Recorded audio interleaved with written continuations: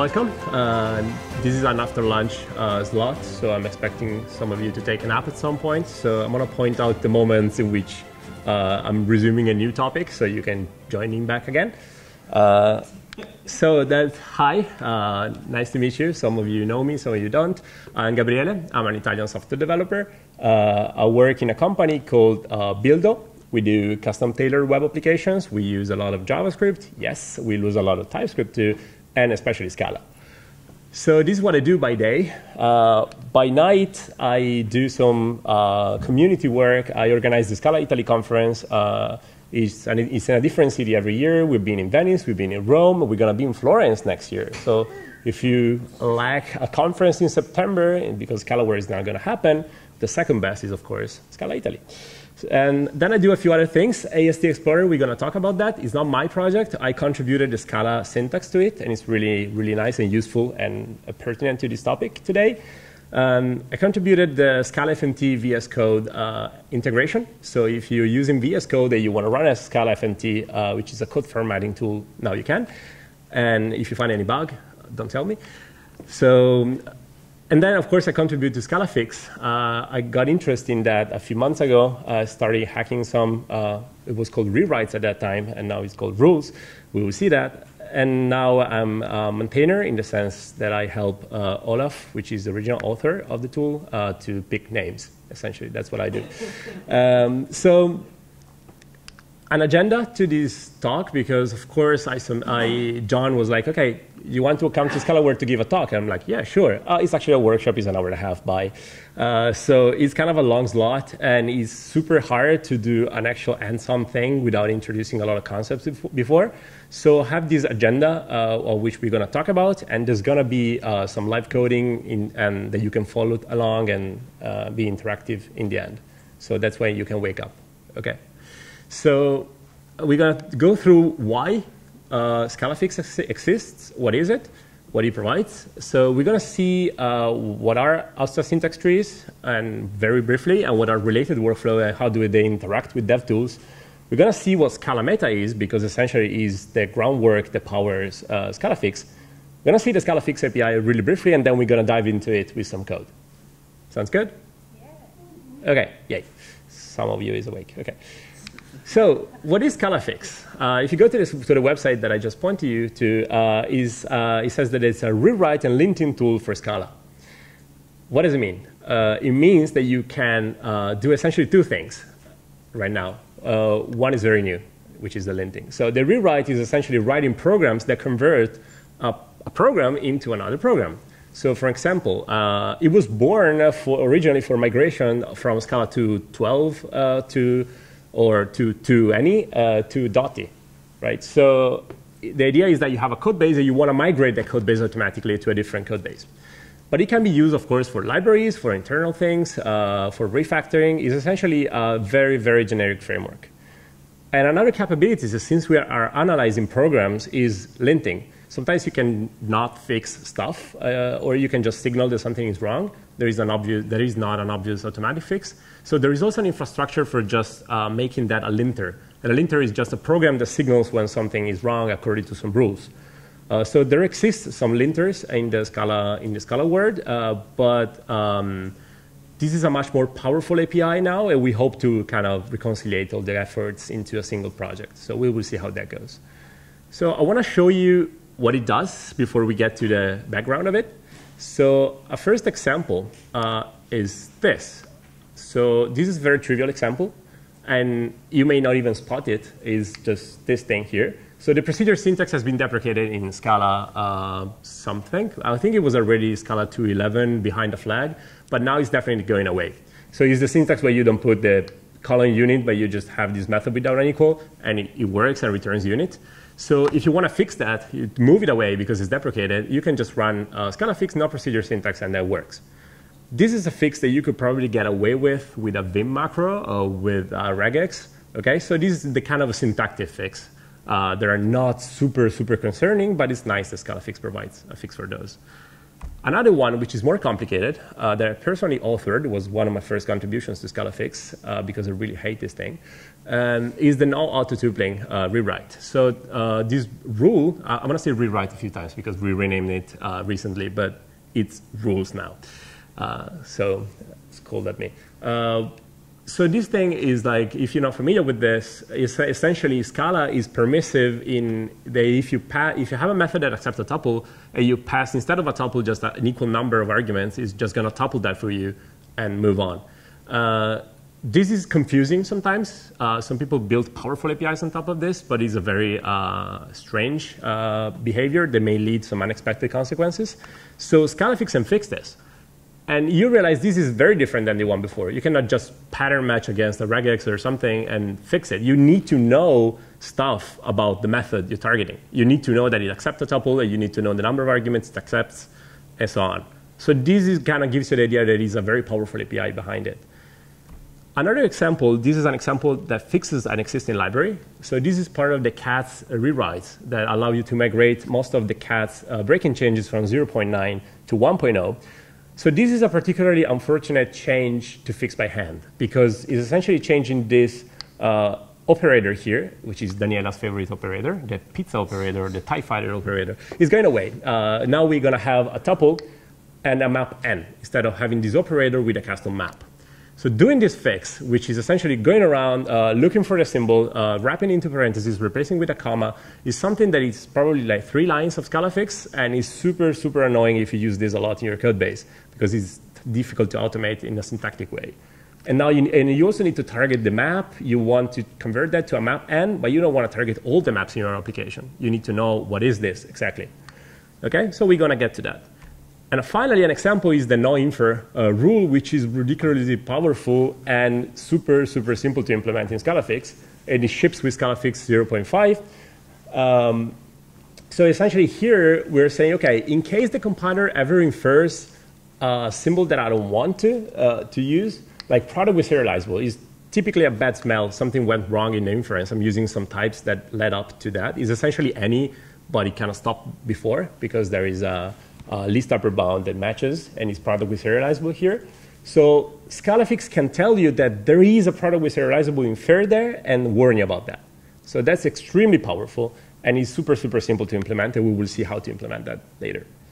So I kind of want to talk about maintaining a project, maintaining a library, because Scalafix is clearly super useful in kind of gluing the relationship between consumer of a library and maintainers. If you're a maintainer, you typically are very cautious in introducing breaking changes if you care about adoption. And on the other side, users want features, but they don't want too many breaking changes because they need to upgrade their own code if you do. So there's this kind of mismatch between the two. So I kind of identified 5 levels of maintaining a project. There are like the level of in ascending goodness. And I'm going to focus on maintainers because this is very, very a crucial tool if you want to have a huge user base and not have them drop whenever you update a version. So there is the pure evil maintainer. Okay, this is like whenever you break code, you don't document that, you just push a new version, it's broken. You're really evil. This is okay if it's your own project, if it's a pet project, if it's anything that you don't really have users for. But in general, if you do that, it's really bad. This slightly less bad is mild evil. You broke code and you documented that something broke, but you don't really say how to fix it in the documentation, or you just link to this super long discussion for more details, which have 755 comments, and you expect users to read that and understand. That's kind of mildish evil. Then we move to a better effort in which you document the code, you document how to fix the code that you broke. You're like, OK, this is the new version. It breaks a lot of API. And you documented how to move on and move forward. Then there is an even better approach if you do a deprecation cycle. And this is typically what big libraries or even languages do. They introduce a deprecation.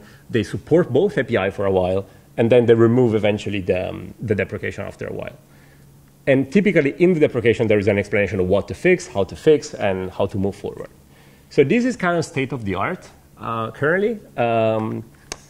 But then there is a 5th option, which is the superhero version of it, in which you break code, you introduce the deprecation cycle, and then you automatically rewrite code for the users. So you're like, okay, I broke a bunch of stuff, and here's how to fix it. Okay? Is this sci-fi? Can this ever happen? Like, is this something that I'm making up? Okay, meanwhile, in other communities, this is Swift. Okay, this is Apple being super polished and refined. It's super close, but it's super good to work with. If you work on a Swift project, if you ever work with a Swift project, Swift 1 was essentially a beta.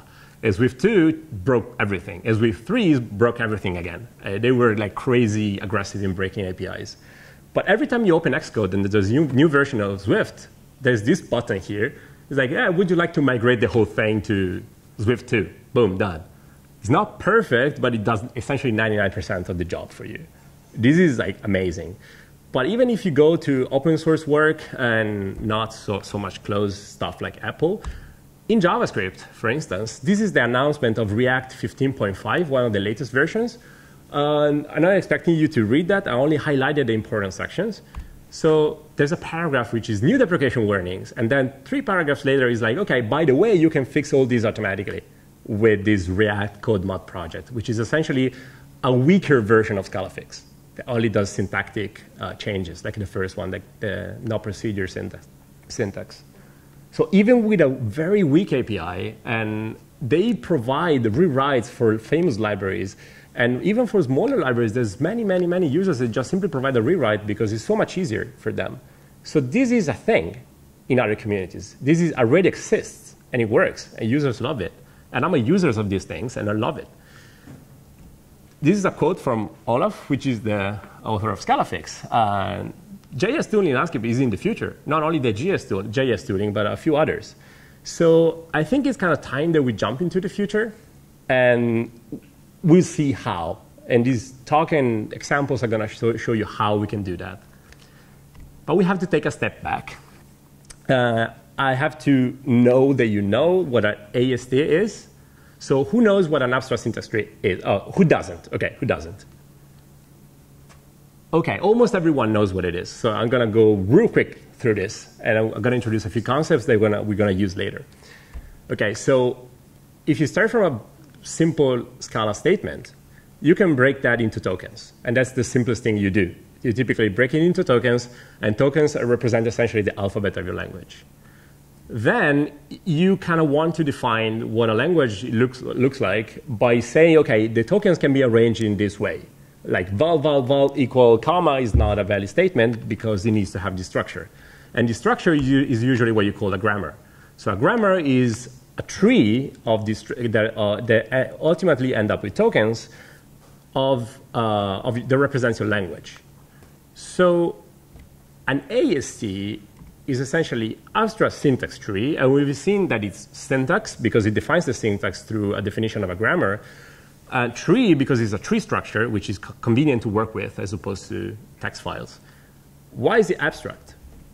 So it's abstract because you can essentially write a lot of source code that just transforms to the same tree. So here on the right is the output of the tool that I mentioned before, is AXT Explorer, which we're going to see. So all the code on the left just essentially transforms to this tree. So trees, essentially abstract syntax trees, ignore all the things that we usually don't care about when we're manipulating programs, which is new line spaces, semicolons, and a few other things. So it's some lossy conversion from your code. And this is super important in Scalafix, and we will see how it affects the design of Scalafix. So here's a completely irrelevant GIF that you can take a look and take a break.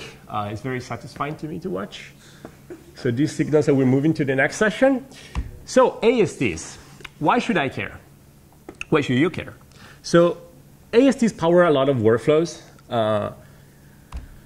The most common one is why AST were born, essentially to take your source code and execute it at some point. So the Scala C workflow kind of like is when you take your source code, you generate a tree. This happens within the compiler that has a parser and its own data structures that are internal. And then they just happen. They just transform the tree. And eventually, in the case of Scala, some bad code gets produced. There's many, many phases after the parsing. And we're not going to go through them right now. Another possible workflow for ASTs is macros. So macros are the way in which users can hook into this process of the compiler taking a tree, transforming it until it's bytecode, and say, wait, I want to apply my own transformations first. So the macro Paradise project is the current macro system for Scala and allows you essentially to transform those trees before they get into the SCALA-C next steps. So it allows you to hook into it and transform them. So it's a pure tree-to-tree transformation. But not always you want to take those trees and just feed them to a compiler. Sometimes you just want to write them back to your source code. So SCALAFMT is a code formatting tool for Scala that essentially takes your source code, transforms into a tree, and prints it back. And it prints it back with some constraints with the idea that you want to normalize the way your code looks. So you're going to go through this process, and the accent here is really on this arrow here, on the arrow on the right here. And that's the whole core of ScalaFMT. It's like how to print these trees back to source code in a way that is human readable, that is pleased to see, and that respects some code standards that we want to enforce. Actually, the simplest version of normalizing code could be 2 lines of SCALA.meta, which we will see, which is parse and print. Because when you parse and print, you're essentially losing all the information that differentiates the programs in the first place.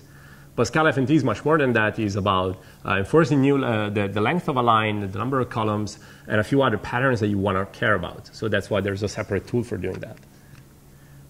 So Scalafix, is this a copy-paste? Okay. It could be the same, right? It could take your source code, put it into a tree, do the transformation that you want, and just print it back. So what could do is this, essentially. So you take a tree, you transform it, you fix it, because you appended the unit here, which is the fix you want to perform, and you just print it back, right? Is that all right? Sure? Okay, this is a terrible thing. Like, if every time that you want to transform your code because you want to fix it, you also have to pay the price of randomly printing it back, it's not really a useful tool, right? But if you're only working with ASTs, you're very limited, because if you only take the AST, you completely lost the information of the original source code.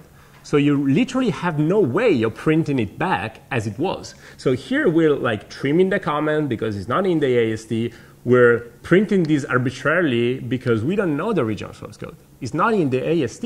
It's lossy. Okay? So Scalafix does this instead.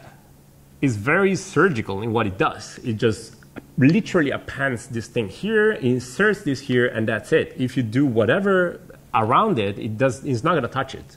For real. It's not super smart that it prints it back the same way. It's not even going to touch it. So there is more to the story of the Scalafix workflow. And the fact is, Scalafix targets trees, but it works with tokens. So tokens, we've seen them before. Usually ASTs discard them, so you don't really need white space information when you work with an AST usually. But in this case, you do, and you care. And SCALA.meta, which powers Scalafix, preserves these tokens and allows Scalafix to work at a token level, which is much more precise and much less invasive in users' code bases. OK, so let's do this. We're going to go through now the Scala.meta API that powers this thing. And then finally, we're going to see Scalafix API. So break, come back with us. OK, a couple more rounds. It is, right? I look for like literally oddly satisfying GIFs on Google and didn't disappoint. So introducing Scala.meta. Woo! So Scala.meta is the bread and butter of the whole thing, right? These tools, these dev tools that we have today essentially build on top of Scala.meta. And it's really exciting because it's a common ground for a lot of things. So Scala.meta, if you go on the website, it says it's a modern meta-programming library for Scala. But if you don't know what meta-programming is, it's not really useful. So I'm going to define that meta-programming in the current scope of Scala.meta. So Scala.meta was originally born essentially to provide a new macro system for Scala. And what it does today is everything but that. And that was on purpose. It changed focus, and now the macro project is a separate project, which doesn't have anything to do with Scala.meta. And Olaf has something to say about that probably within the next few weeks, and when the work backed by the Scala Center will start. But right now, SCALA.meta is really great at what it was discovered to be its primary purpose, which is DevTools. So with SCALA.meta, you can write code formatting tools, code fixing tools, which is what we're talking about today, code browsing tools. There is this Metadoc project that essentially uses the SCALA.meta API to provide a static website in which you can explore a code base, have all the symbols, all the semantics like you were in IntelliJ, directly on a website that you can publish together with your documentation. It's super, super nice. And there's many other applications. At my own job, we implemented a dev tool that does code generation from Scala to TypeScript because we want to glue together some code that is tedious to write. So you can use it for whatever tool that improves lives of developers. So there is a few concepts that SCALA.meta introduces. And we're going to see the most important ones for Scalafix because we're working directly with them. It's directly the SCALA.meta API. So trees. Oh, OK. So sorry. This is a bit of disorder here. OK, tokens first. So we've seen tokens. So tokens are the atoms of trees, essentially. OK, it's the first thing that a compiler the compiler process does. So it parses your code and identifies the tokens. So it's a very, very low-level concept, but it's an extremely precise concept that you care about when you do Scalafix. So trees, instead, are the fundamental data structure. It is the data structure we will be targeting. And SCALA.meta provides all the trees that represent a Scala program. And the beauty of SCALA.meta is that these trees are a clean slate implementation that doesn't depend on the compiler. So the previous implementation that we used to was Scala Reflect, which has a lot of ties with the compiler. It essentially exposes the compiler API. Whereas Scala.meta is really detached from that. And proof of it is that it can run in Scala.js, most of it. The syntactic part can just run in Scala.js or on a website. So it's really not related to the compiler. It's just a representation of a Scala program, which is really, really nice. And of course, SCALA.meta provides a parser, actually many parsers for different dialects. So you can parse Scala to 10, Scala to 11, any variant of Scala. You can parse Dotty, you can parse the type level forks of Scala, you can parse SBT files, you can parse whatever you want with SCALA.meta and produce trees. So it's essentially a transformation for source code to trees. And then you have some tree manipulation primitives, which essentially are functions that allow you to go through trees and transform them or perform operation on those. SCALA.meta is essentially a data project, so it has all the trees and some really basic structures that you can work with trees with. And then there's many other projects that provide the API to work with these trees, like Scalafix or ScalaFMT. So probably the most differentiated part to even other languages and tools is the semantic API. So you may have heard of this. There's been many attempts to the semantic API. And the final design, I think, is really neat. Essentially, what it gets produced is a database containing all the symbols or the semantic informations of your program. So you have two things separately, the ASD and then the semantic database. And you can draw a line between the two by looking for a tree by positioning the semantic database. So you can say, OK, I have this tree. Do I have, I don't know, a symbol for this? Let me query for it, and I'm going to find it. So this makes the database extremely portable. You can create a database independently, for instance, and this is what happened with the SBT fix, which is the API for fixing SBT. SBT 013 was on Scala 2.10, so SCALA.meta didn't support it, but still, Olaf, in a separate project, was able to create a database for it. So it's a separate concept, and it's super nice that it's separate because you can essentially produce it as you want. It's a super simple encoding, and it's composed by many sections. So what I want to do is to go through these sections and see what they are and see how we can use them in Scalafix in the later examples. So whenever you have some Scala code, like package Scala word.semantic, something like this, so the first thing you're going to see in the database is a section which is called names. So the names is essentially a map from a name, which is something that is really ambiguous. It can appear with different meaning in the code, like map, like to set. And it maps to the exact symbol that is represented by that name. So this Scala word is not the variable Scala word that is defined 2 lines below, but is the package Scala word. Semantic, same thing. I just picked a very simple example. But essentially, it allows you to use this ambiguity to specifically identify what names mean. What is the symbol behind this name? So then there is a symbol section that maps every symbol to what we call denotations. So whenever you know a symbol, like now you know the list is a final object list. The list is an immutable list, okay? It's not the mutable version of it, like there's no mutable list buffer, but suppose you have another implementation of list with the same name that resolves to a different symbol, okay? That's nice. We can disambiguate between the two. But now you want to know some extra about this thing. Is that an object? Is that a type? Is that a case object of some kind? Is that a case class or whatever? So this tells you, for instance, that list here is the final object list. It's not the list type, for instance. It's not the list class. It's this companion object. So same thing with head. Head is a method defined on iterable like. So it's not even the final list here. So you can know this information with a symbol, and then you can say, okay, oh, by the way, it's a method, and it returns this thing here. So you can know extra about the symbols with denotations. You also have messages, and this is extremely interesting because you can collect whatever the compiler produces as a warning message. And if you notice here, wink, wink, this has a position. So we can target that later with Scalafix, and we will see how. So for instance, here we have a pure expression, does nothing in statement position, and is generated by the fact that here the compiler realized this is a pure expression, it does nothing because you're not returning it, you're not doing anything with it, it's just there floating in the air, and it produces a message. And the message tells you the position, which is essentially whenever you run SBT, there's a little caret that indicates where the thing is happening. So we care about that information, and we're going to exploit that. And finally, there's what we call synthetics. They used to be called sugars. So essentially, it's part of the code that is invisible, but it's there. The compiler inserts that for you. And sometimes you want to target that because you care about, I don't know, for instance, the inferred type. Like here, whenever you do list 1, 2, 3, we know that you're actually doing list.apply. The apply has a type parameter that gets inferred, which is int, gets inferred by the parameters here. And this is the actual code that the compiler sees. So you can target this int here, for instance, if you take a look at the synthetics section of the database. So here it's telling you, look, I inferred an int in this position, which is the position of this int where it would be inserted, and it's an int type. The hash means is a type.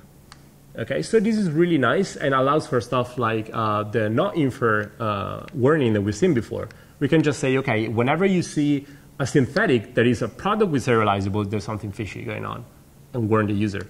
So this is extremely powerful because we can target whatever gets inferred by the compiler. So to recap, if you have list 1, 2, 3, you have, for instance, list is a symbol, and it's an immutable list. Its denotation is that it's a final object, and its synthetic is that you're calling apply on it. Okay, so these are all information that enrich what you just see in the code, allows you to perform very, very precise fixes to your code. Okay, new section. This is by far my favorite one. Okay, so finally, Scalafix. Let's talk about the Scalafix API per se. So Scalafix, the main concept that you encounter in Scalafix is the concept of a rule.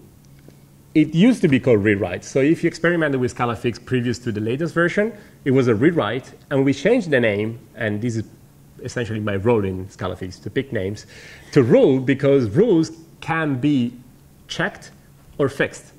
Whereas a rewrite, you would expect it to do something. But sometimes a rule can just emit a warning. It doesn't change your code. So it's not really a rewrite. It's a rule that you can choose what to do with. So a rule can do these two things, to check or to fix, or both. So rules, essentially, whenever you're fixing something, you're producing a patch. And this is a patch in a very diff sense of patch. It's actually plus minuses that you apply to your code. So a patch is the Scalafix representation of something that you can compose together, produce, manipulate, and then eventually resolve into a diff that you apply to your code. Okay? It's what you would expect. It actually produces a diff that you can apply. So we have two concepts related to linters, which is message and category. So a lint message is a warning or an error. You can pick, and then the user can overwrite. It gets displayed to the user, and each of these has a category. And the category is a very interesting concept. So you can group things together. You can say, OK, Scalafix just lint only the rules that apply to this category. So it allows you for this kind of API. So for instance, missing explicit type could be a category, and then you have all the messages of whenever you're missing an explicit type. So here, here, here, with a position and everything. And rule context is essentially an object that provides you a context of the rewrite you're working on. It gives you many, many things. It's essentially a toolbox. It contains all the API to produce patches. It contains the tree you're targeting right now. So the fixes run file by file. And the rule context contains the tree of the current file and a few other things that we're going to see in the examples. Finally, this is the last two slides, essentially. SemanticdbIndex. We saw before the Scalafix, ScalaMeta has this SemanticDB that contains all the semantic information that we care about, but it doesn't have any smart way of accessing those. Is the plain thing. So since we need to access those pretty often, SemanticdbIndex provides a lookup, an index for looking up into the ScalaMeta semantic database. So it's essentially a fast access version of the semantic database. Is an index for it. And that's why it's called SemanticdbIndex. It used to be called semantic context at some point, some other names, but SemanticdbIndex tells you exactly what it does. It contains all the semantic information, and it's going to be our best friend in the next sections. Final GIF. Okay. This is incredible, by the way. Did you spot it? Yeah. Super, super crazy. Look. OK. OK, let's go live. So as I said, if you downloaded the project, this SBT new project, you can follow along. What we're going to do is to write a few Scalafix rewrites and linting rules. And I'm going to show you how to develop one from scratch. And then we go whatever it takes. If you have questions, now is the good moment to ask. And during the presentation, at any time, you can interrupt me. You can make me do variations of what I'm doing. You can ask about an API that you haven't seen, anything. I mean, as I said, an hour and a half is a long slot. And I clearly haven't prepared enough material to fill it all. And so whatever you want me to do, I'll be here. And there's going to be a type level summit tomorrow, too, about Scalafix. So this command can resolve Scala parsing combinations for me. Can? Same for me. It fails in the course here exception. Here? Oh, OK. Which Scala version are you using? I don't know. Whatever this does. Using any Scala version. It's using 2.12. OK. Is this something known? So you ran that and you went into Scalafix and then run test? Yeah. And It complains. Scala parsing combinations 2.12. That seems like a local plugin that you may have enabled. Because we don't depend on parser combinators. Do you depend on cross here? Who else has problems? Is that the same problem? I think I had a similar problem before. I have a safety. You can come out that SBT line. directory in which it's cached 104, right?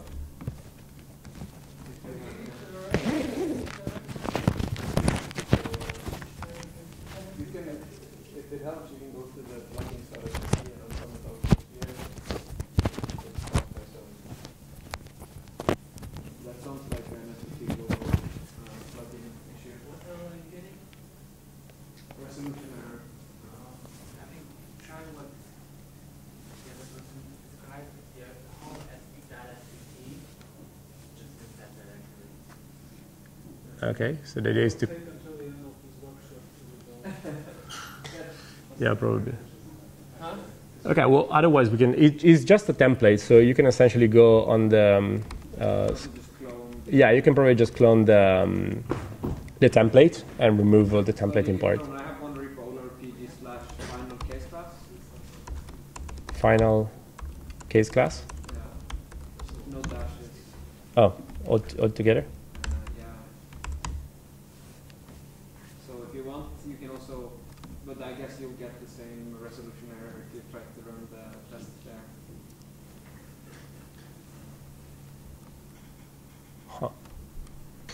but it doesn't depend on process containers. Can anybody run it? Like, can anybody compile it and test it? I do compile, but it fails when I test. Also, when I run console, I get no pointer exception. Yeah, the console one is pending. The console is known, yeah. The console is known, it will be fixed, but yeah, just don't use the console for now. Yeah, if tests work, that, okay. So yeah, the console is broken. There is a known bug in SCALA.meta essentially. He told me this morning that he has fixed it. So. Okay, it's fixed since this morning, but not published yet. Okay, I'm gonna kind of go through this. You can essentially follow me or follow by yourself if you can. So what I'm doing is essentially creating a directory. This directory would be ideally be like your library. Like, so if you have a library, you just cd into that library and create a separate project within it. And these templates essentially creates that project for you. So I'm going to do like my library, cd into my library, and then run sbt new with the same thing. So this is going to be like my library and run it. So what this is doing is setting up a project, and now we're going to see how the project is set up and what components are in it. Okay, so this is applied. So if you see, it created a new Scalafix directory inside the project. So this is not supposed to be an SBT sub-project of the original project. It's a completely separate and standalone project. So it's just a subdirectory that lives in your repo. If you want to see an actual example, you can go to the cats repo, and there is a Scalafix directory there, which is essentially the same thing, and contains all the rewrites for Scala for cats from 0.9 to 1.0. So you open the Scalafix directory, and let's see what's inside. So we have a few sub-projects, essentially 4 sub-projects. And these are the input, the output, the rules, and the tests. So the least interesting of the 4 is tests. Essentially, it's boilerplate that just runs the test in the way I'm going to explain right now. So you're probably never going to touch that. The input and the output are 2 full-fledged sub-projects of SBT. And they contain the input project, which is the target project that you want to fix, and output is the project that you expect, is the expected result of the fix. Okay? So you can, essentially what tests does is to match the file names by, the file by names, and just check that whenever you apply a rule to a file, the output is going to match exactly the one in the output folder. So for instance here, this is the input. The comment part at the beginning is just instrumenting the input to know which rule to apply. So here I'm applying this, my library fix.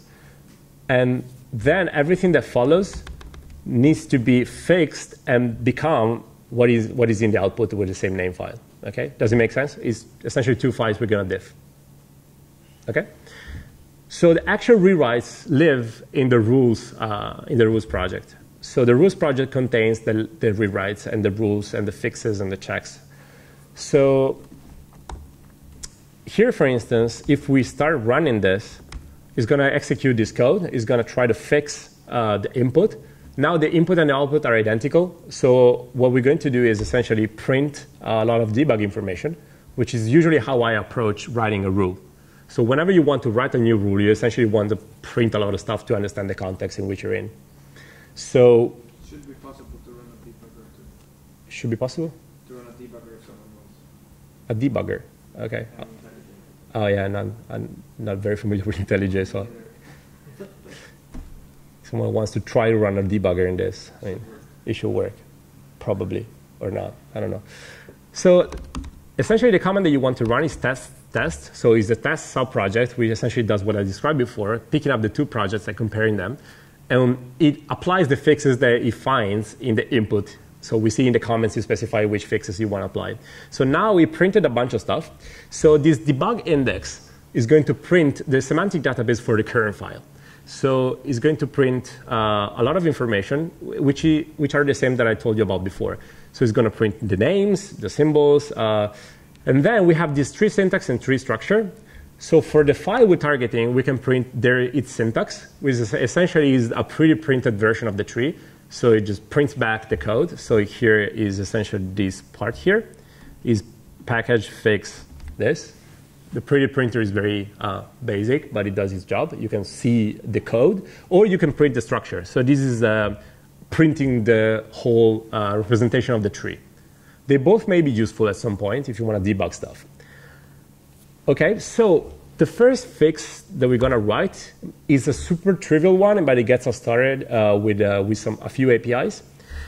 So we want to target this. So essentially, let's do a really silly one. So you have a literal number, like 42, and you want to turn it into 43.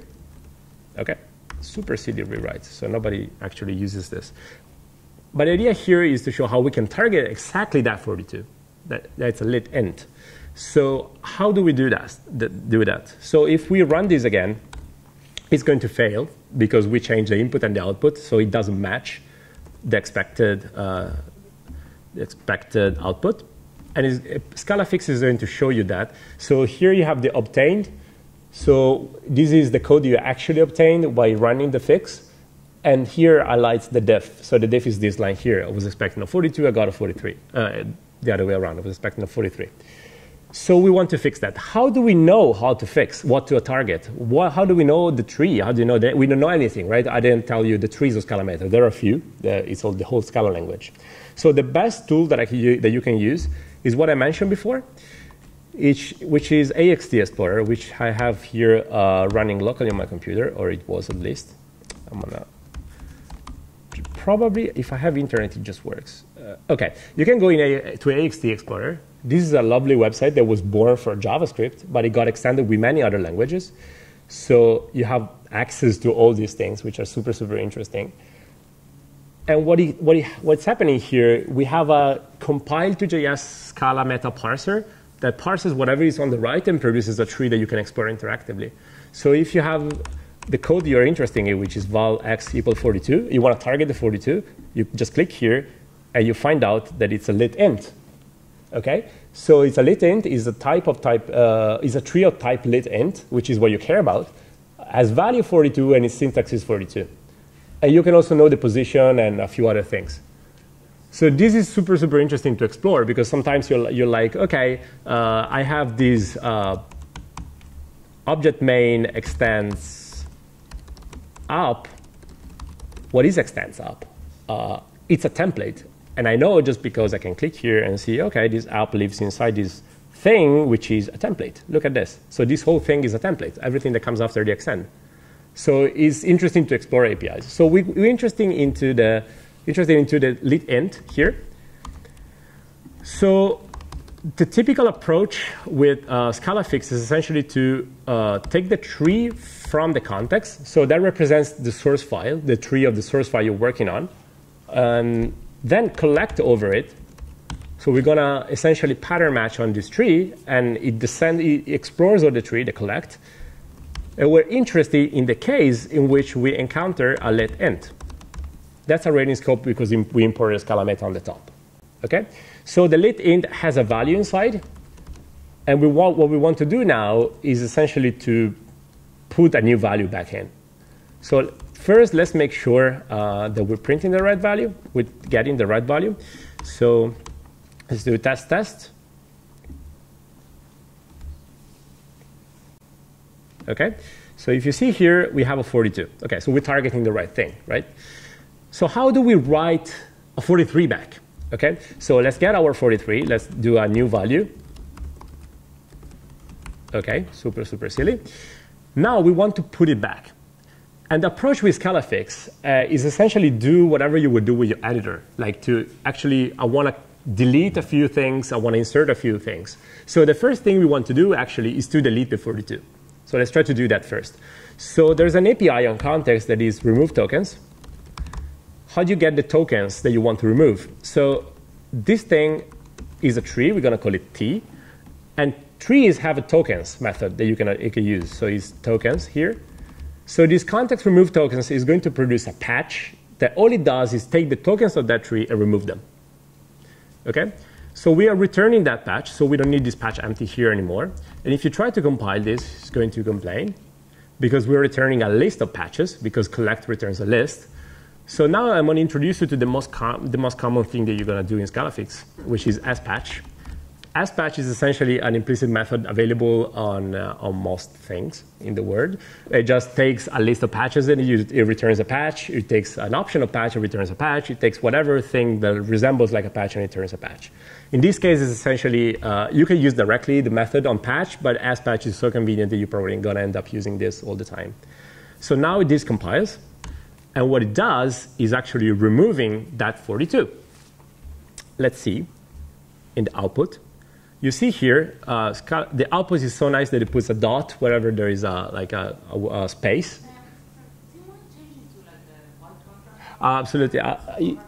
Yep. I can try to do that. OK, let's see whether this helps. Terminal. No, that's all right. I should have done that. Thank you for telling. So, terminal color. No. Huh. I'm afraid it's not a theme. I'm afraid it's not the theme of the. Yeah, sorry. It's not a theme of the editor. It's the theme of the. Sorry. Yeah. This kind of sucks. Do you have the accessibility option in this video? It's Control Command 8. Or the entire screen. I don't have it on. Try it. But OK, just listen to the narrative. OK. So essentially here, we remove the 42, which is nice. Now we have to put the 43 back. So we have a few options to do that. So again, we're working with tokens, and tokens essentially are strings in the end. So we can just put that string back. So we can concatenate patches with this plus. So you want to return 2 patches, you just plus them. Essentially, you're just concatenating the diff in the end. And you can do add right in this case. So you can, to the right of the 42, we add a 43, and then we remove the 42, so only the 43 remains. So add right takes the tree that you want to add next to it. So it adds right next to it. So, and then you just do new value dot to string. So you're adding the string next to this tree. And the tree has tokens, so you can essentially append a value to it. So let's see the result. Hopefully it's going to be in green. OK, it's green. So it means that it worked. If you actually want to see this reversed, you can essentially take this out. And now you're going to have 42/43. I mean, 42, 43, like the one next to the other. OK? So that it's clear what is happening here. OK.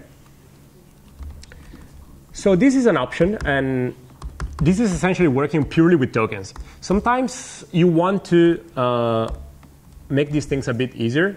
And in this case, the lit int tree is a very narrow and precise tree. So you probably can just create a new one. So like new tree, and you just do a lit int with a new value. And then you can just do context replace tree, this tree with another tree. And actually, the replace tree API takes tokens as a second parameter. So it takes a string as a second parameter. So you can just call syntax on this. So it's going to pre-print the new tree that you just created, and it's going to insert it there. So this is going to do the same thing. And hopefully, this test is going to be green. Actually, I'm going to do this. OK? It's the same API. You can choose. But in general, I would prefer to stick to tokens. Because if you're replacing a big tree with another tree that you generated in your rewrite, you're trimming over all the semantic or the stupid syntactic information that the user care about. So like spaces, like tabs, like comments, you're essentially going to trim over that and take them out. So you don't want to do that. Only do this for very small trees. But this works. Actually, it doesn't because I put value instead of new value, but it should do. OK? Is this clear? Does it make sense? OK? So this is very silly as a rewrite, but again, it brings up some interesting APIs. So on context, you have all sorts of APIs to work with tokens. You add left, add right. You can explore the matching parentheses of a tree. We're going to see a few of these manipulations in a later example. So let's do another rewrite. And this is interesting. This is where having 2 project input and output becomes really, really handy. So suppose, OK, when I was developing the cats rewrite, I need to work with the actual thing, right? And most of these things are essentially renames. So we rename, for instance, this thing into other thing, and they're just going to tell the user, and the user has to go change all the imports, then change all the symbols, and do this.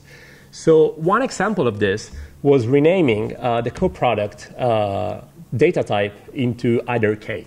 So this is a change that happened in Scala, in CATS 0.9 to 1.0. You don't need to know what it is. I'm just going to import that. So it's CATS data co-product. And I'm just going to use it like in a method. So I have a method that takes a f of something, g of something, and it's going to require that I have a coproduct of f, g, and a. If I got this right at the first attempt, it's incredible. Of course, this is not going to compile because I haven't imported CATS as a dependency. So I can go here. This is the input project. In the build, I just add a dependency. So now I just do org type level CATS core 0.9.0. Okay, so the input project is going to depend on CATS 0.9, but then the output project is going to depend on 1.0.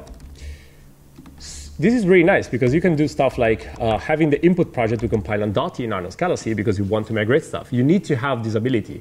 And the test kit, which is the library we're using for doing all these kind of things, has this capability, which is fundamental for writing fixes. So here I set up my two projects for using two different versions of CATS. So I'm going to go in the output and actually do the rewrite I care about. So I want to turn this into either K, which is the new name for the thing. And I have this import here, which is CATS data either K. Okay? I want to do this automatically. So there's a couple of things I need to do, is to rename the symbol and to change the import. So this is a task that can be done really easily. Let me just factor these out. So this is fix lit int. Okay. So essentially this thing, we're going to move it to a method. Okay. And then we're going to call it. So fix lit int. And now we're going to call another method, which is the fix product, which takes the same context and does what we want to do. So this is plus fix product. So you can just concatenate fixes. You can have a single rule that just does all the fixes, so you can break it down in multiple ones. It's really up to you, up to maintainability, essentially. So the fix product is going to take context. And there's a very, very powerful API, extremely powerful, I would say, on Scalafix, maybe too powerful, which is replace symbol. So you can just go around and replace a symbol. Okay? So we've seen what symbols are. Symbols is a representation of a name in the context of a source file. And what we do is to replace a symbol, and we need to know what we're replacing. So we need to know the symbol first. So an option to do this is essentially forget about this for a second, return a patch empty. So how do I know the symbol? So I can either print the whole database and look for the symbol. Another option that I have is essentially to do context tree, collect, and I'm going to look for all the names. Okay, so whatever name. Okay, and I can look in the SemanticdB for that name. How do I do that? So I want a print line, essentially index, and index is in scope from here, from the this extends semantic rule because it has access to the SemanticdB, so index is in scope here. And you want to query for that symbol given a tree. So if this is going to return an option of a symbol, if the database contains a symbol associated to that name. Okay, so what's happening here is that I need to reload SBT because I changed the dependencies. Rerun this, and now we expect to print all the names and the equivalent symbol. Okay? So this is what we're getting. So we can already spot it here, or otherwise we can just say, okay, whenever you find a name which is coproduct, just please print it.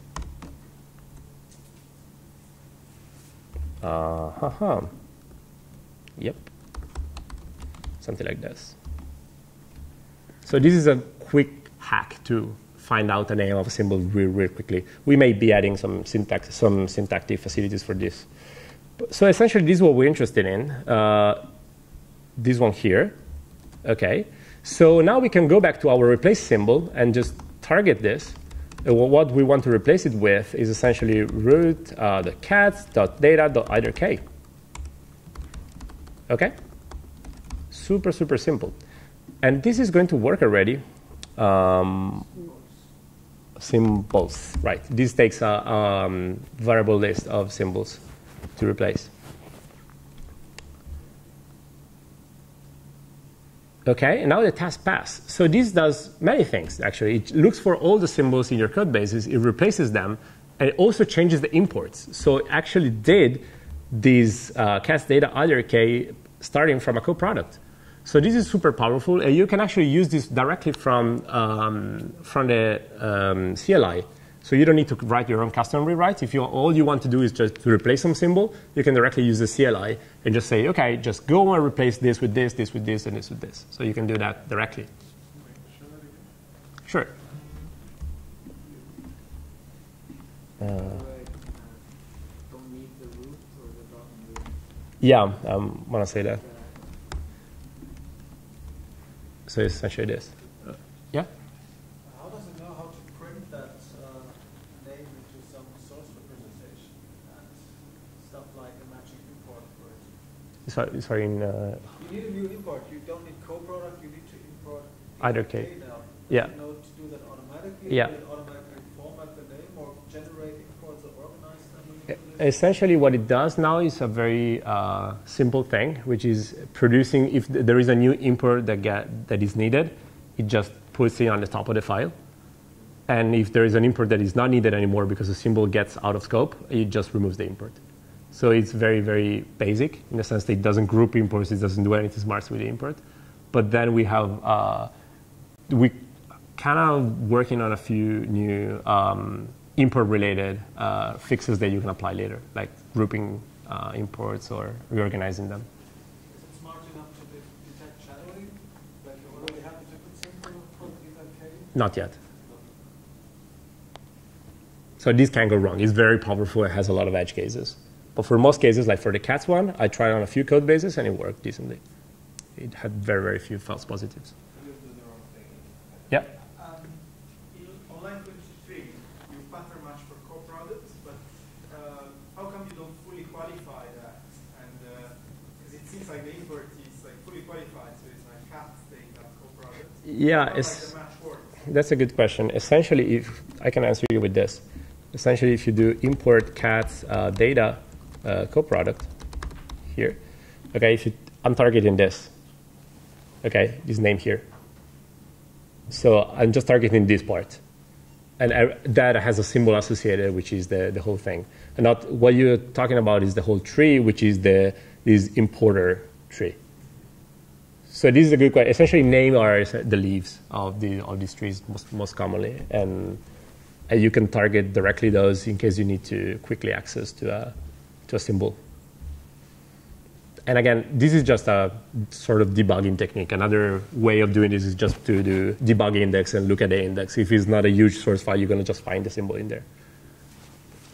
Okay?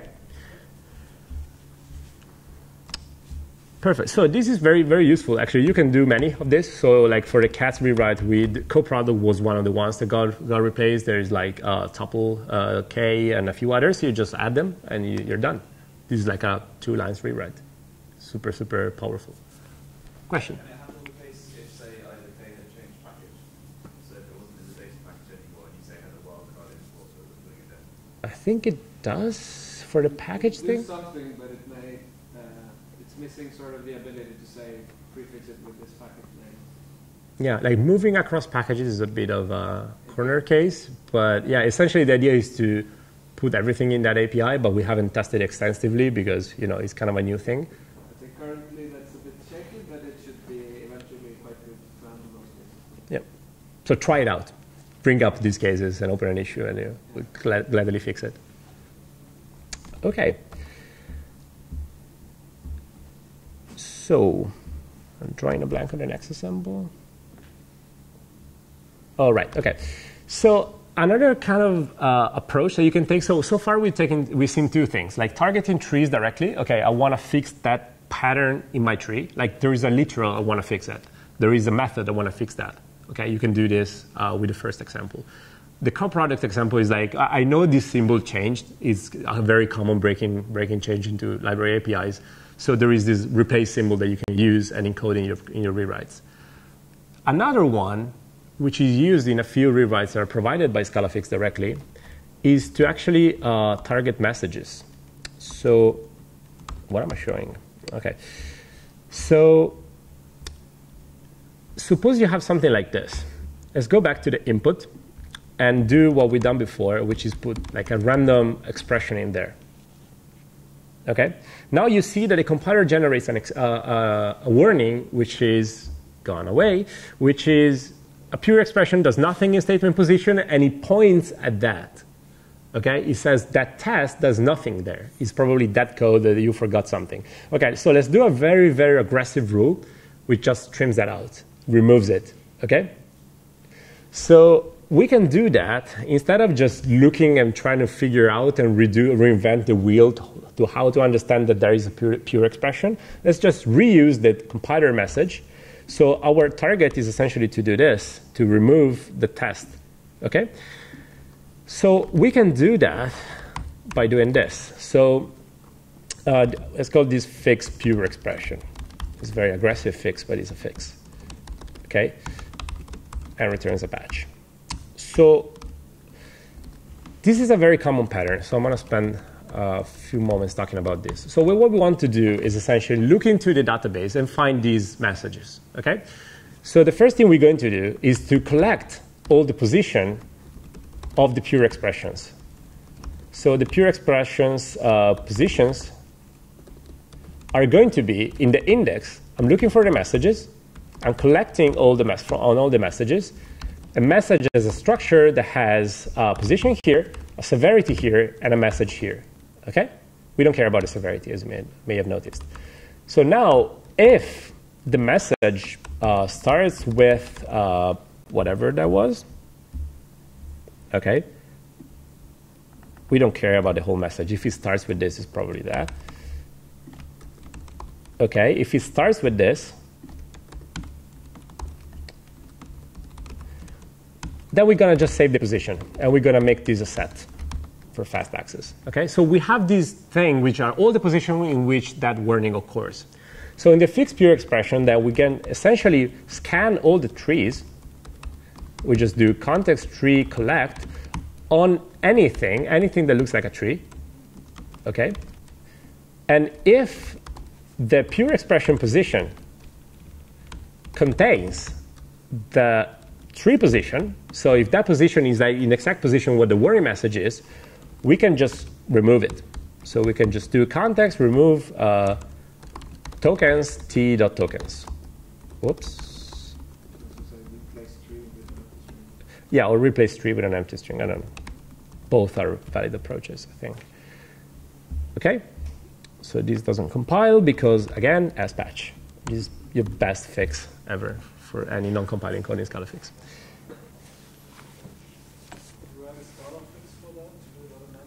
Could be, yeah. This Scalafix for Scalafix is actually an interesting conversation to have, but yeah. Okay, so there's something wrong. I want to first make the test pass and then explain. Okay, so we removed all the tokens, and this is now watching the other files. Okay, there's something wrong with the spaces essentially. So what we've done here is to remove the test. So what we've done is essentially do this, literally. We've been there and then removed all the tokens. But what we typically want to do is to remove the whole line in this case. I'm not saying this case is typical, but you may want to remove the whole line in this case. So that gets a bit trickier, but it's a perfect way of showing you some other interesting token level APIs.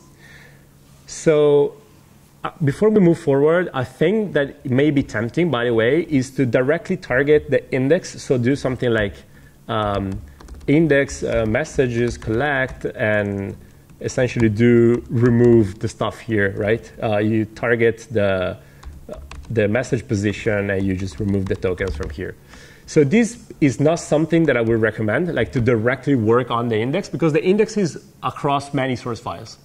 So you typically want to use the index to build a data structure to query on, and then to target directly the tree. You want to work file by file, okay?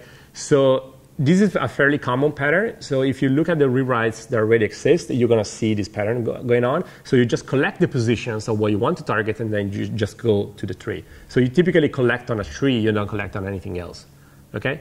I hope that makes sense. You want to go file by file, and the index is not file by file. It can be your whole program in a single index, okay?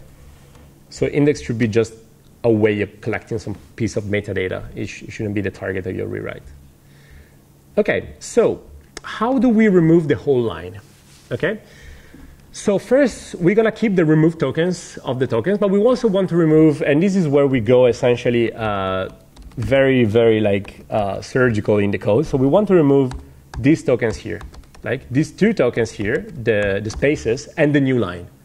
Exactly those. So we're going to end up with this, all this, and the new line. So essentially we're going to do this. Okay? And that's my end result that I want to obtain. So what we do here is to remove those tokens and then to do something like this. So for comprehension, what we want to target is essentially to take the range of tokens that go from the head of the test, from the first from the first quote, back to the new line. So the inclusive range from the new line to the space before the quote is what we want to remove. So let's target exactly that. So the head is essentially the tree tokens head option. So it's the first token of the tree, of the test string. Then we can target the new line. So the new line, essentially we're going to find the new line that precedes that token. So in order to do this, there is a data structure that is provided by Scalafix, which is called token list. A token list is essentially a facility to work with tokens. It is a different representation of the tokens of the tree. So token list has a method which is called leading, which is extremely useful, which gives you all the tokens that precede a token list in a reverse order. So you essentially can traverse the tokens going back. So the leading of this of the head, so it needs a starting token to go back from. So we're passing the head, and then we're looking for something that is a new line. And you can essentially do this. You're probably going to need import Scalafix util from here, because new line is defined there. Okay? So you find, what we're doing with this line is to look backwards, starting from the string, and to look for the first new line that we find. So when we find the first new line, which it's optional, and that's why I'm putting everything inside of for comprehension here, because we're working with options. Once we do that, you can essentially do, okay, on token list, there is a random method that is very convenient, which is called range. So we want to range from the character before the new line, because the range is not inclusive. So you're going to do context token list dot prev new line, so the one before the new line, to the head. Okay, so now you have the range of tokens. So you have a list of tokens that precede up to the new line, including the new line. So now you can map over this, and you can just do context remove token, which is another API. And what you've produced is a list of patches that each one of these removes a token, and this is the token we want to remove. And from these, you do as patch, as usual, as always. And this should be good to go. Of course not. So token list is actually on context, my bad. And what else? And range is called slice. What else?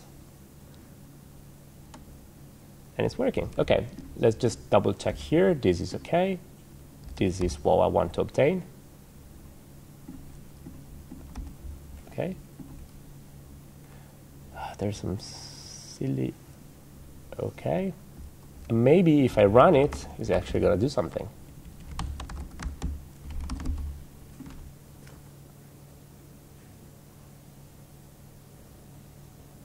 Okay, so this is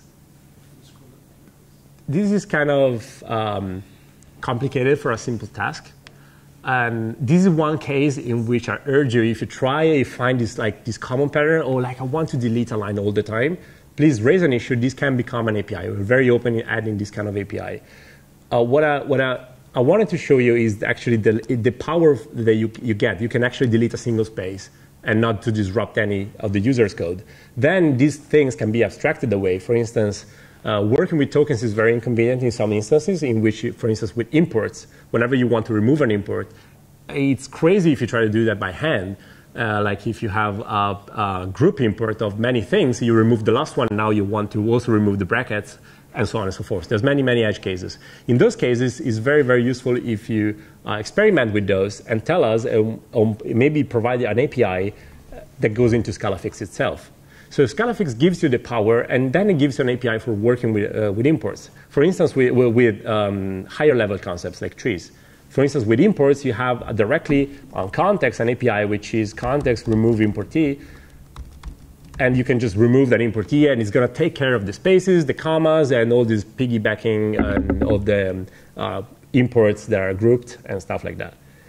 So I hope this shows the power of this token-based API. So the final thing that we're going to do is to do a linter. Okay? So as I mentioned, Scalafix rules can also check stuff.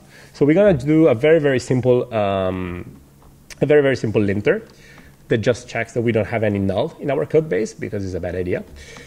So let's gonna do another input file. Let's call it my library lint scala.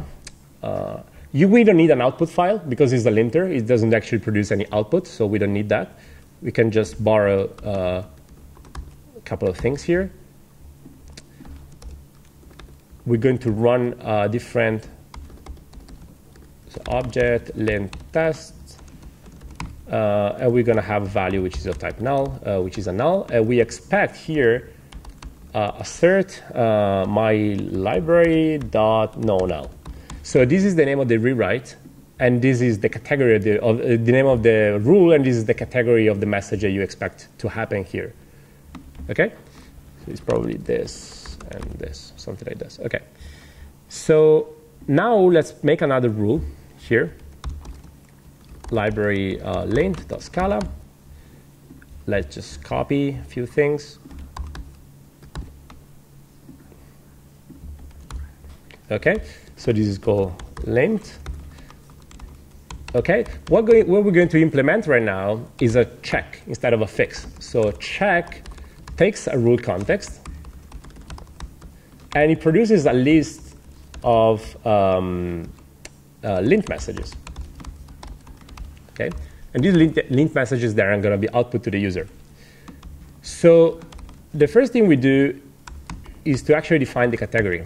So what we care about is the category of these errors. Like no null error is the category that we're going to define. So we have a lint category of type error, which has as an ID no null, as a description, nulls are really bad.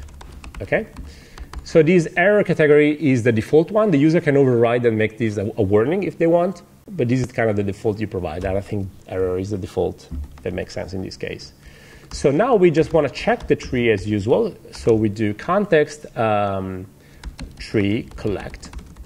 And what we're producing is a list of lint messages. So we will not need as patch. Sorry.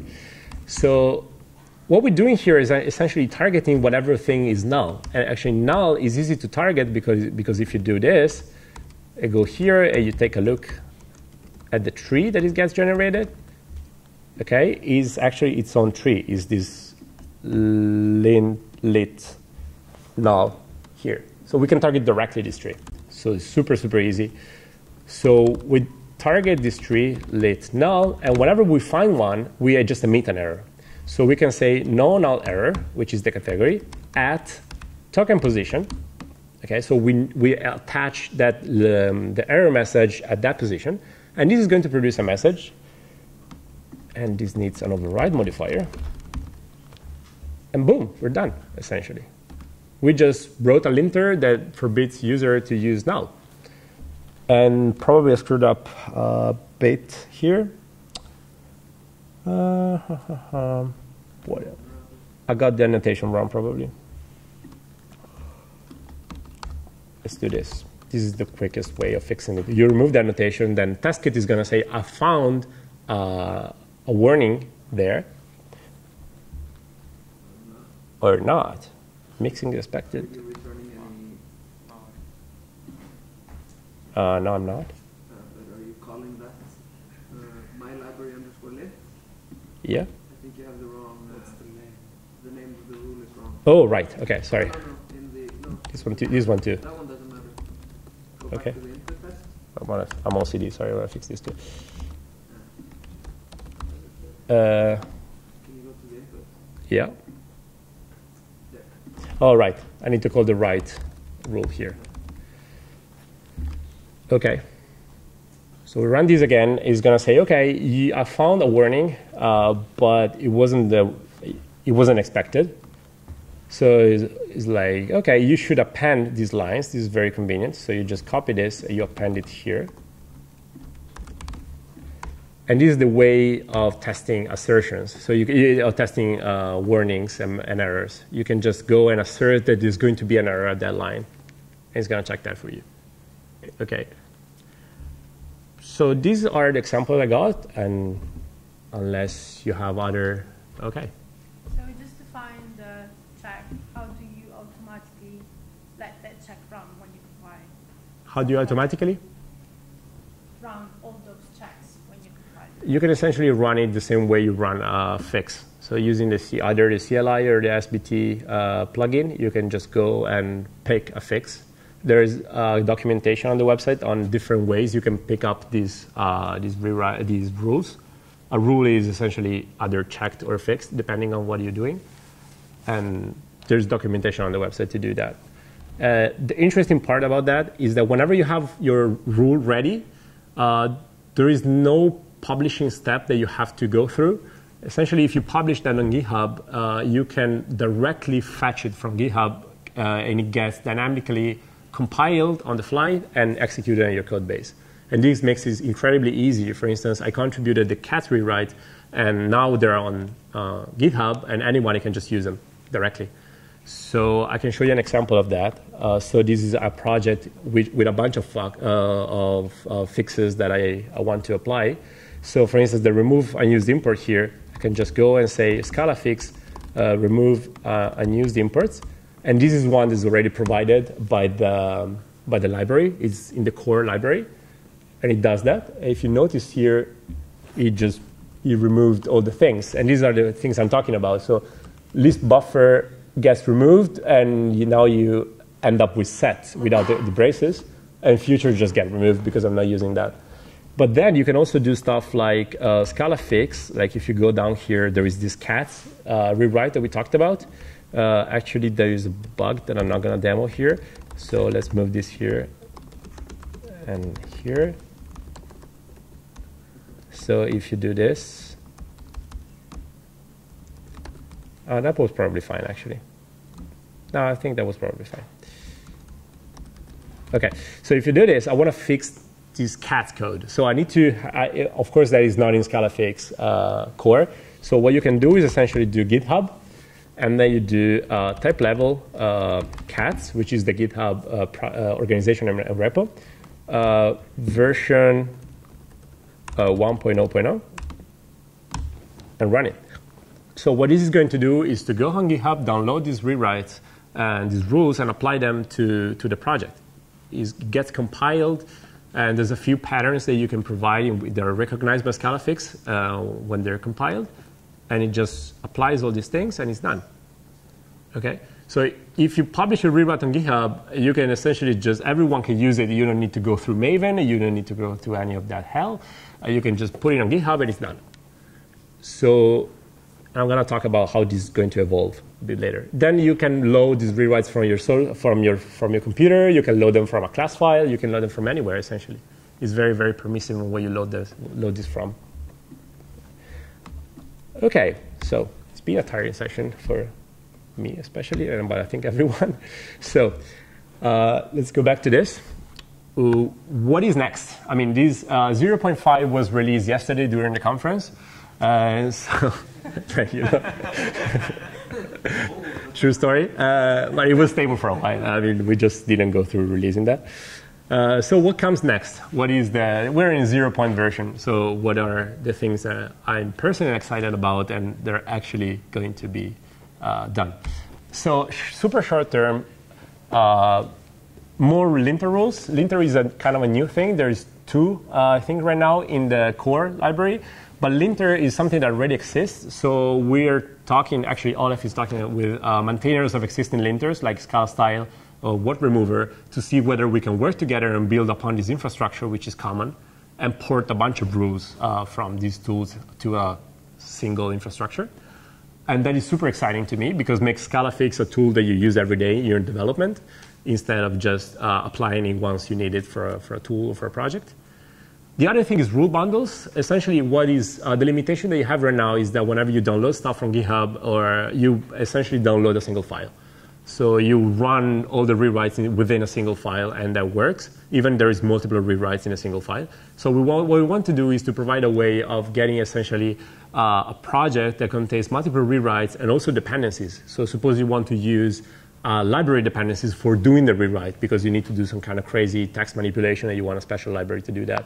So the idea of bundles is cached on GitHub. We're working on the specification, but the idea would be like to download an entire project from GitHub and then just compile it on your computer and then provide all the rewrites. So it's just a normal project that you can just publish. And the last thing is essentially keep working on this topic, which is crucial for the Dotty migration. So make sure that we can print, essentially make everything explicit in the types and in the inferred types. So whenever essentially if you know in Dotty, there's going to be a requirement that every global implicit is annotated with a return type. So there's work in that direction to know the scope of a type, so we can print them in a human-readable way without prepending them with a fully qualified type, like the root and everything. So this is the super short-term work that we're working on. And part of this work is sponsored by Scala Center, like the most of the project, and the other things are just community-based volunteers like me that work on the project because they're excited about it. Medium term, again, editor integration is something that I really look forward to. I personally use VS Code, as you may have noticed, and it would be super, super exciting to have, for instance, the linters within your code, and like in a futuristic way, like to click and have it fixed, something like that. And then we're just going to work on stabilizing the API. And now it's fairly stable. We're quite happy with it. And we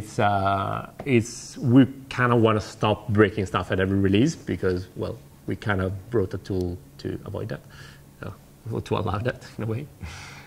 So finally, docs. I mean, there is fairly good doc strengths on the source code, but there is definitely not enough polished documentation to work on. The current site is good for getting started, but we want to improve that on that side too. So that's it. Thank you. And if you have questions, I'm here, or you can just ping me after during coffee.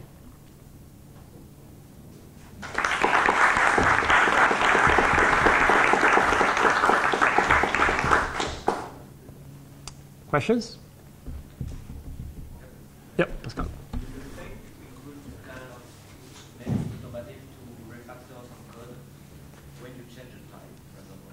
When you change the type? The type somewhere in your code, and you just, it's going to be propagated around the code, and generally you do it by hand, and it's stupid. Yeah, essentially the replace symbol API does that. It's a bit more complicated than just replacing symbol, you're changing a type. Yeah, I think there is no general answer to that. Olaf. It's like a curve in terms of the complexity of the implementing the rewrite and then the number of users. And currently, Scalafix is shining, I think, evaluated in terms of a lot of users. So if it's just something that you're doing at the moment for yourself, it's easier for you to do it manually. Yes. But I was wondering because globally refactoring, we use types for refactoring. Okay. Also, and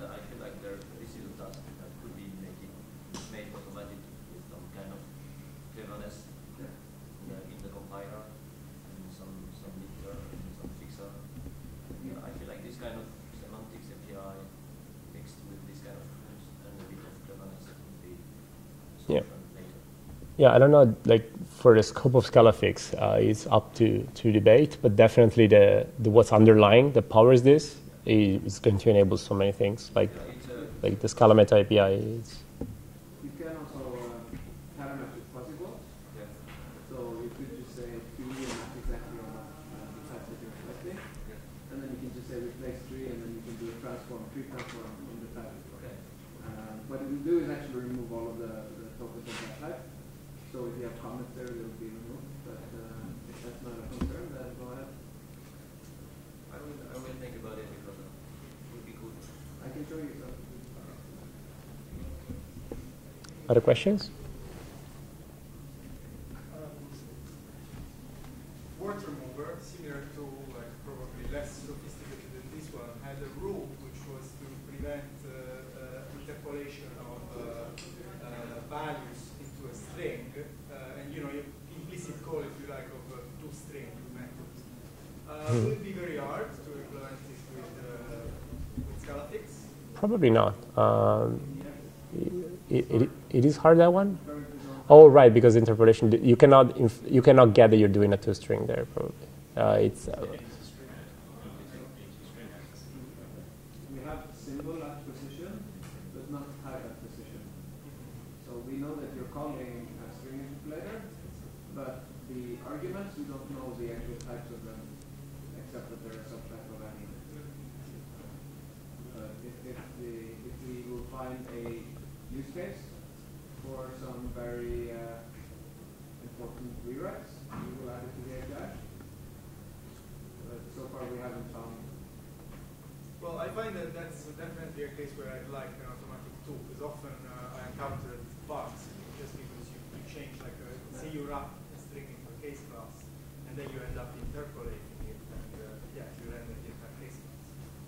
For lifting, there's definitely good value there. For the priority has been so far to do these batch mode refactorings, and we've been able to get incredibly far with the symbol API.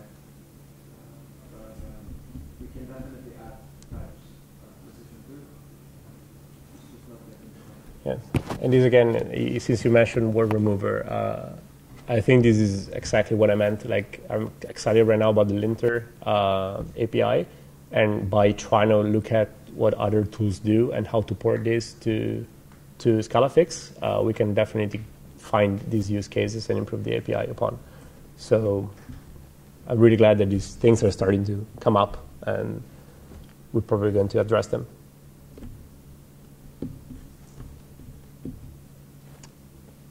Any other question?